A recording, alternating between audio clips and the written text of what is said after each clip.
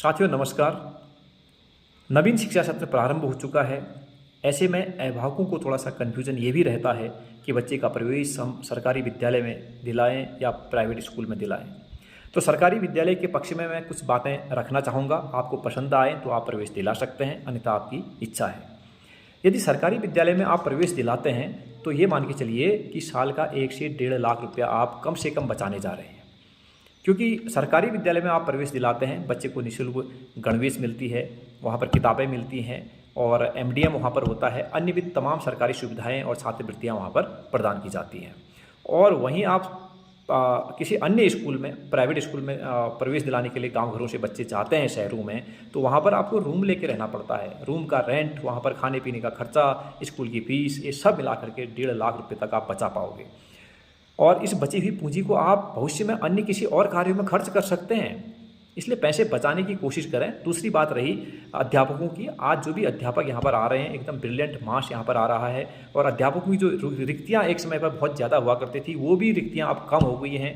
तो वहाँ पर टीचर अवेलेबल हैं। तो जहाँ पर भी स्टाफ पूरा है, टीचर हैं, तो आप निश्चित रूप से वहीं प्रवेश कराएँ। तो यहाँ पर एक से एक बढ़कर ब्रिलियंट मास यहाँ पर आ रहा है टीचर्स में, तो उनका फ़ायदा आप ज़रूर उठाएँ। क्योंकि अगर आप सरकारी विद्यालयों को नज़रअंदाज करेंगे ना, ये सरकारी विद्यालय में बच्चों की संख्या बहुत कम हो जाएगी और लगातार हो रही है जैसे कि, और सरकार को एक दिन मजबूरन इन स्कूल्स को बंद करना पड़ेगा।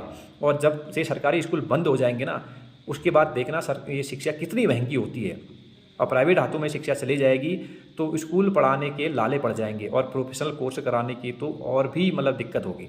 तो इसलिए इन सरकारी विद्यालयों को बचाएं, इससे आपको भी फ़ायदा है, हमको भी फ़ायदा है। और कुछ कमियां रह जाती हैं, मैं ये नहीं कहता हूँ कमियां नहीं हैं, कमियां हर जगह होती हैं। उस कमियों को दूर करें आप, बातचीत के माध्यम से, एसएमसी है, पीटीए है, उसके माध्यम से उसको दूर किया जाए।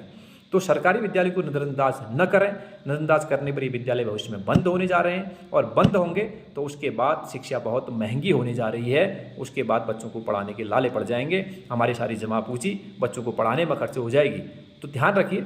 तो आपको अगर लगता है कि आप सरकारी विद्यालय सही हैं तो आप प्रवेश वहाँ पर दिलाइए। हालांकि मैं ये नहीं कहूँगा कि जहाँ पर टीचर नहीं है तो वहाँ पर आप प्रवेश दिलाएं। अगर टीचर है ही नहीं तो वहाँ पर मैं रिकमेंड नहीं करूँगा, लेकिन जहाँ पर टीचर अवेलेबल हैं तो आप निश्चित रूप से वहाँ पर प्रवेश दिलाने की कृपा करें।